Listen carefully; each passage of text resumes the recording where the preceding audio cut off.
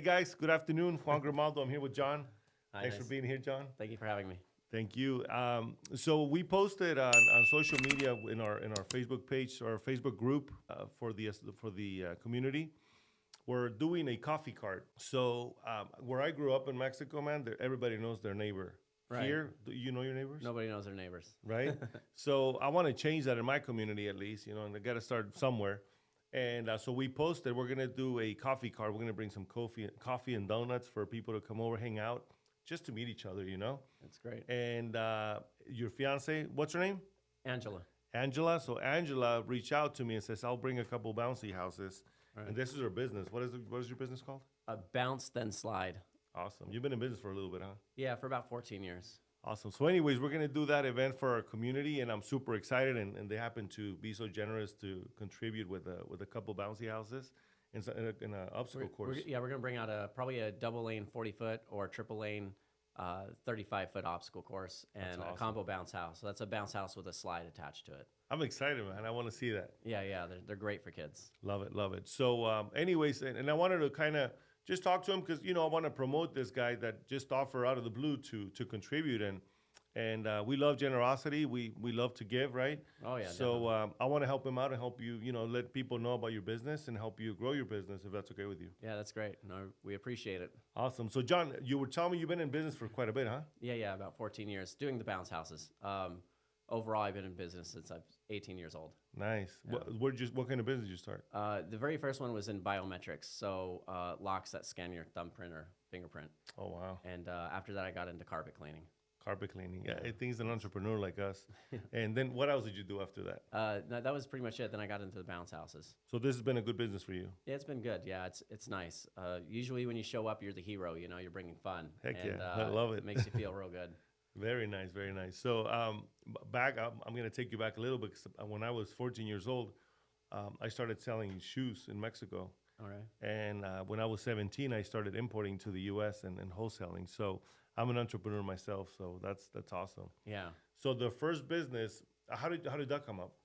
I was looking for something to sell online. I had a job. I lost my job, and I figured I can sell products online. So I just needed to find something new and innovative, something with technology. And I just started scanning the web for all kinds of items, Right. and I came across these locks that use your fingerprint to open a safe or your front door, whatever it is. I thought, man, that's really neat. So I reached out to a bunch of distributors and started buying locks, trying them all out, seeing what one was better than the other, Right. and started posting up sale ads on eBay, I believe. That's where so I cool. started. How long did that last? That lasted for about a year and a half, and I got beaten out by a competitor who had. It always happens, huh? It always happens, yeah. Somebody had deeper pockets than me, bought a lot more locks than I was buying, and started selling them for the price that I was paying to buy them. The same thing happened to me. So back in Mexico, where I'm from, a lot of friends of mine have little factories, and what they did is they let me borrow the shoes, and whatever I sold, I would pay them, and I actually would sell everything out. So the first time we shipped those shoes to the U.S., I sold them all, and I made a pretty good profit. And I'm going to continue doing that. But the same thing happened. This guy didn't have the pockets, but he was actually stealing these shoes from people, the factories in Mexico. Oh, wow. He was bringing truckloads of them. And the shoes were actually cheaper than here than back there because they didn't cost him anything. So the guy was just kind of giving them away. Right, And that kind of burned my business as well. right. So I know the feeling. It's a rough road. Yes. So then after that, you did what else? And then I the got into carpet carpet cleaning? cleaning, yeah. Okay.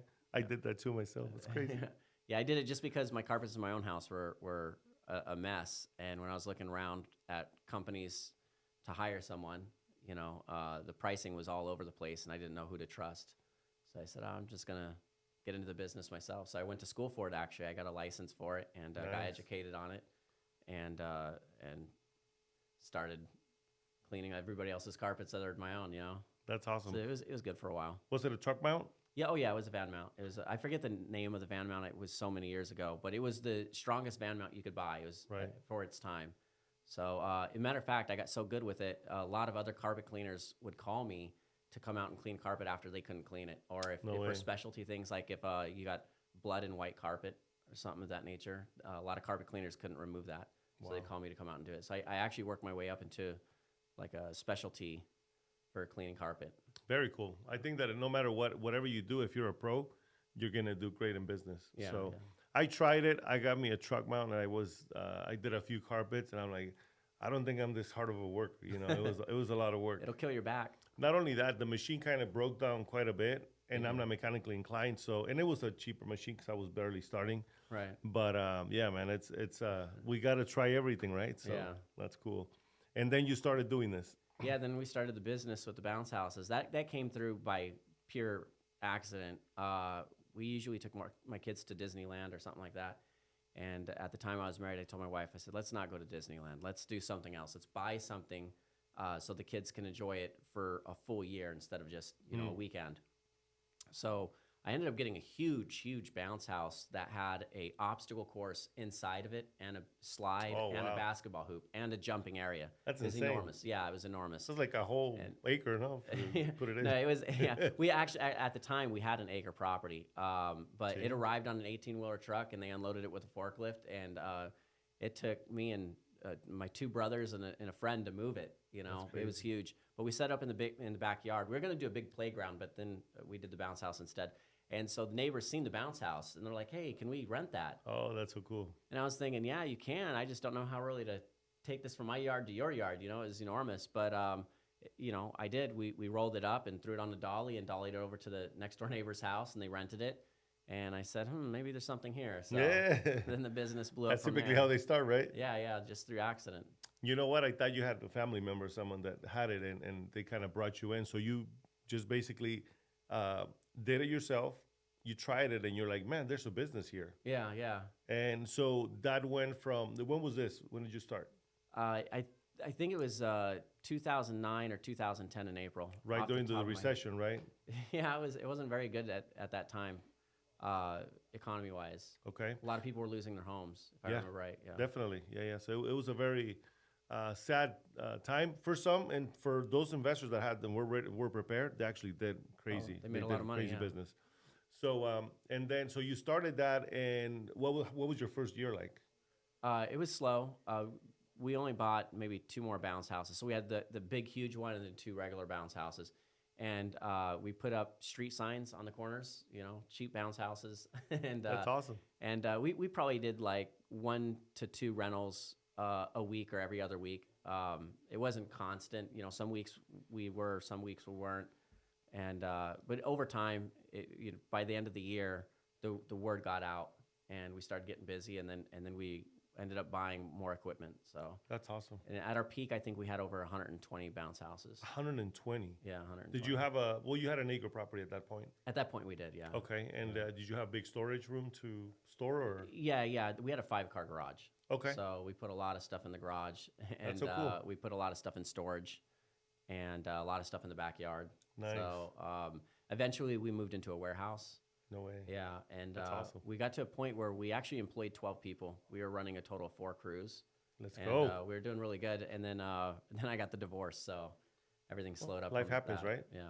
And so you're after that, did you slow down? Did you stop? What was Yeah. the- We slowed way down, and then a few years later, we picked back up and started pushing hard again. So That's awesome. So right now, where are you at? You mentioned earlier, can I mention numbers? Like you were selling quite a bit? Yeah, we were doing good. Awesome. So congrats for that. And so life has ups and downs, right? And we Oh, all yeah. go through them. And one of the things that you didn't do is you didn't stand down. Seems like you told me that you kind of passed it over to your friend. How did that work? Yeah, it worked out good. I got stressed from the divorce. We were going through our problems in life, so I handed it over to a buddy of mine in the same industry. Okay. And we worked a deal where I would still do the marketing, I'd answer the phones, I'd do the bookings and everything, but he would warehouse all the equipment. His guys would go deliver it, pick it back up, bring it back, clean it. So he got his percentage, I got a percentage. It worked out good. Awesome. But after making him a ton of money, then I said, okay, I got to pull back the business and start making the money for myself as well now. Love it. So And how long ago did that change? I just pulled that back about a year and a half ago. Okay. And how is the business coming along? Oh yeah, it's going good. I mean, this has been last year was the slowest year in the industry, from what I understand from everybody else, and from my own records, from what I've seen in like the past 15 years. But considering it was the slowest year in 15 years, we still did really good numbers. So Awesome. How many bounce houses do you have now? Right now we got about 78, 80, somewhere around there. Quite a Yeah, bit. How many of those so, rent a week uh, or weekend? a weekend. Some weekends are really strong. We'll put out 40 in a weekend, and That's some awesome. weekends are really slow. We'll only put out 6 or 8. Okay. So, but And every weekend we're always going. cool. And do you have your own crew now, or do you still have your friend Yeah, helping yes. out? So I've got my own crew, plus I utilize my friend's crew as well. Okay, so if you're running short, you kind of yeah, we share employees. okay. Yeah. Love it. That's a good way to do business. You know. Yeah, yeah. It You helps help keep the them out, guys help- employed, and we don't lose employees that way. So That's cool. All right. So what do you attribute your success to? that's a real good question. Just a lot of hard work, I guess. Okay. I mean, uh, beating the streets, always trying to drum up new customers, and just always working every day. Every day, waking up and saying, "What can I do today to better the company?" Okay, that's awesome. I can't really put it on one thing or another. We've done marketing from word of mouth to online to community events, you know, so I don't think one thing outweighs the other. It's just a lot of hard work and a lot of different angles. Okay. I invited you to our MBN, which is Millionaire Business Network, which is a coaching platform for us. I'm using it for myself because I want to learn. I love learning. So, and people here can attest to that. Because the more you learn, the more you earn. And I Always. totally believe in that. So I invited you to that. And I'm inviting you, if you're a business owner, to come join us. This isn't a BNI or anything like that. In respects to BNI, I think they're great. But this is more of a coaching, networking program in which we're going to help you guys grow and learn about how can I better my business and change it so they can have a better lifestyle. Because a lot of us work our butts off all the time. People don't understand and don't see it. We share the cool stuff on social media when we're on vacation, when we're having fun. But most people don't see all the grinding that goes on behind the scenes, right? When you get a vacation. Exactly. So that being said, is I'm inviting you to that. You don't have to join us. I'm not putting you on the spot, No, but I that's think it's good for every business owner to get coaching, like get someone or a mentor that's going to pull you. To me, it changed my life. So where I was going with this is, again, we opened that invitation for you to join us. But I feel like a lot of business owners, we just work, like you said, right? 7 days a week. Yeah, and you say, when I get a vacation, tell me more about that. When I get a vacation, I've taken probably 3 vacations in 15 years. Okay. So it's not very often. But when I do, I block out the whole world. Okay. That's the way that it should be, right? Yeah. People that know us, we vacation and travel quite a bit. I take 3 days off during the week, and we still have a good business, but it's by having leverage, right? You can't do it all. Like, you know, Mayra's helping us here. She's amazing with video. I can't do that, but she Right. can. She can edit and do all these cool things. And having a good team around you makes a big difference, right? Like you have your team. It's enormous. No, I've got a really good team, from artwork guys, like, which is why I've got that book made, to online marketing guys. I mean, it does. You can't do anything. You can't do everything all by yourself as a business owner. You do need a lot of people to help you along the way. Without employees, you can only do so much. You know? Exactly, Yeah. exactly. So you need a team, and I think the more people you bring along with you, first of all, for me is 2 things. One, they help me, right, and then it helps me help them, Right. because now we can do more together than what I can do by myself. Oh, absolutely. And the more people we reach, you know, we were talking about church earlier. There's 2 things that we're working in this life, you know, trying to take as many people with God, and then also help a lot of people have a good life when they're here, because in our culture, I'm Hispanic, and all we do is we come here to work and then we go back home. Right. And it becomes a habit, and they don't do anything out there or here. So what we're working on is how do we teach our community and everybody how to buy a home first, right? And a lot of people say don't buy a home. Well, you're gonna need a place to live. Yeah, Right? yeah, definitely. It's nice to put equity in your own home and not pay somebody else's home off too. Exactly. So let's say you get to your retirement years. Let's say you bought a, how old are you, if you don't mind me asking? 43, I think. You're 43, and when did you buy your first home?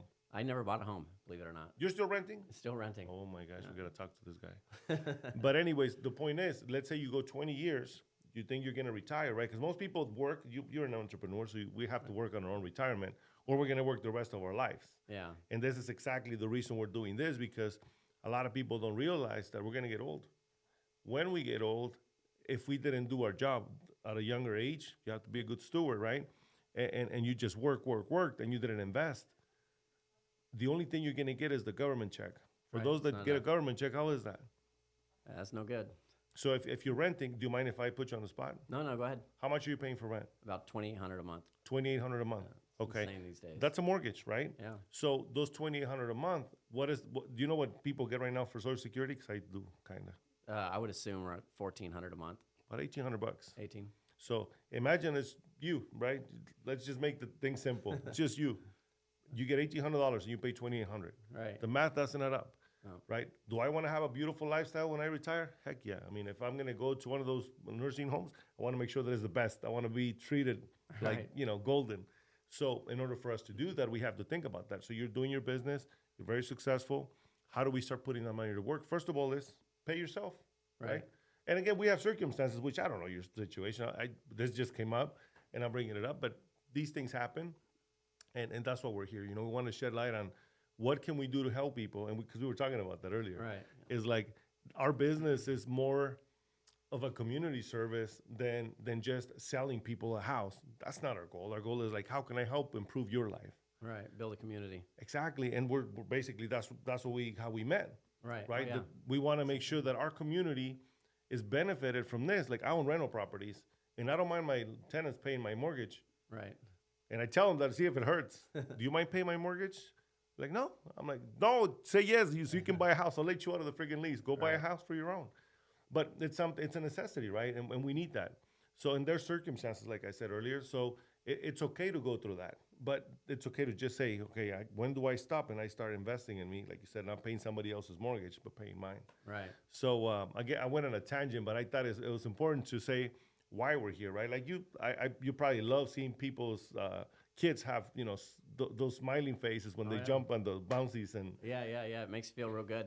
Until you show up to take it away, and then you feel like a villain. The kids are crying because the bounce house is gone. But no, it's a great feeling when you drop off a bounce house and the kids are happy and smiling and laughing, and it's a beautiful thing.